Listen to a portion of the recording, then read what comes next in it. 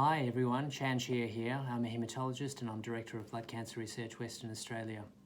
I'd like to take the opportunity to give everyone an update about COVID-19 and its impact on healthcare in WA, particularly in relation to our work at Blood Cancer Research Western Australia.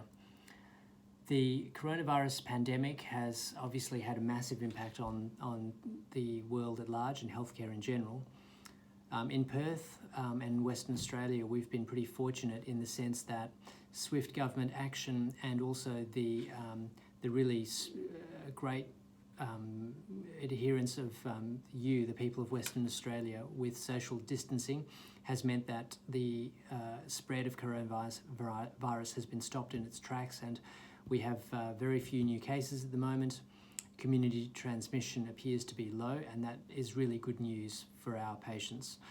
What that means is that if there's not a lot of coronavirus circulating in the community, the risk to any one of our patients from getting coronavirus infection is low, and obviously that's a very good thing because this is a virus for which we have no treatment, we have no vaccine. The only way you can keep yourself safe is not to get it.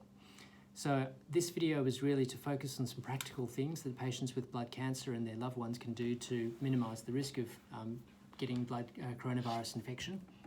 And this is a droplet, and it's transmitted in droplets and also from contact with surfaces. As you know, it can live on surfaces like steel and plastic for some time after someone who's infected with the virus coughs, and we know that it is very infectious.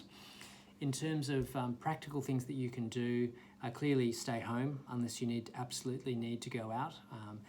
I think that people who have blood cancers should be particularly cautious about going out because the consequences are likely to be higher if you have blood cancer and if you've had chemotherapy or rituximab-based therapy. Your immune system is likely to be weakened relative to the general population, and the risk of getting more sick, a more complicated infection needing to be connected to life support or needing intensive care admission is probably higher than someone who has not had chemotherapy for obvious reasons.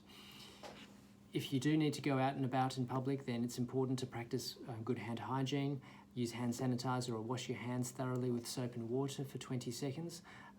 Every time you have any kind of interaction with the external environment, like door handles, if you have to press lift buttons, try not to use your fingers, maybe try to use the thumb of your knuckle.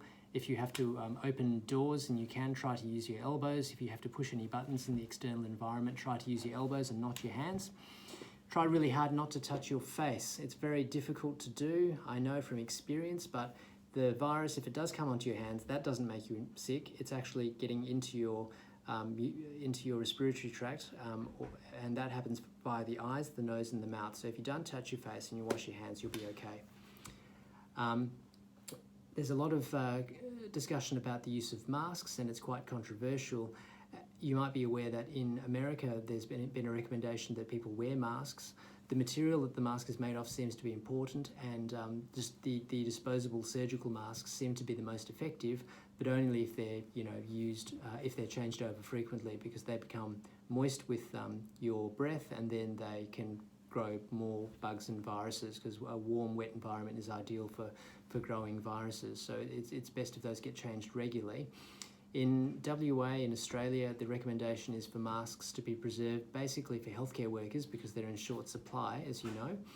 But they do seem to help in asymptomatic spreading and for people who are coughing and sneezing. Particularly if they are in a healthcare setting, then it's important to save a mask for people in that sort of situation. But at this point, we're recommending that masks be reserved for healthcare workers or people who actually have symptoms which may be coronavirus infection, and they are going into a healthcare setting where they could potentially be spreading virus to other people.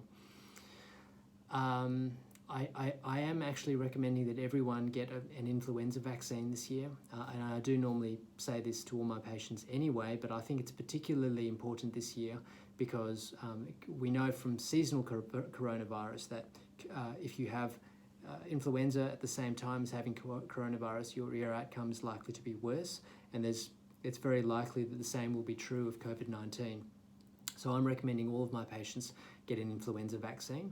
And patients with lymphoma, and particularly those who've had rituximab-based treatment, should get another vaccination in August, because your immunity, the response to the vaccine tends to last for a few months and then it begins to wane. And if you have a booster of that in August, it'll keep you safe for those late winter and early spring months when there is still a bit of influenza around. More generally, it's really important to get exercise and stay and keep that up, because exercise is good for your immune system, and it hasn't been banned yet. So certainly if you're out for a run or if you're out for a walk, give other people a wide berth. You may have heard that when people are running or breathing vigorously, that they actually can aerosolize their respiratory droplets, and they can spread for up to 5-6 meters around if someone's breathing really hard. So if you're out for a walk at the park and you see someone running, I would take a very wide berth of anyone like that. And if you're out for a run, maybe try and go somewhere where there are less people, or pick a time when there are less people out. Finally, in terms of your doctor's appointments, certainly it's important to keep up contact with your healthcare providers, and many of us are changing to telemedicine, either telephone or internet consultations for many of our follow-up appointments. There will still be some times where it's important to see people in person. For instance, for patients with lymphoma, where we want to examine lymph nodes, we can't do that by internet, of course, but it is something which is worth discussing with your healthcare provider, whether or not there's an option to do things by telemedicine, because the technology now allows that to happen pretty easily. You can have your blood tests and scans done remotely and still have a good conversation with your specialist. So I'd encourage you to talk to your specialist about whether that's possible. That's all for me from now. I'll be providing you with some more updates specifically about what we're doing at Sir Charles Gairdner Hospital and Hollywood, and also Blood Cancer Research WA, in terms of our clinical trials program in view of COVID-19 in my next post. Thanks for your attention, and stay safe.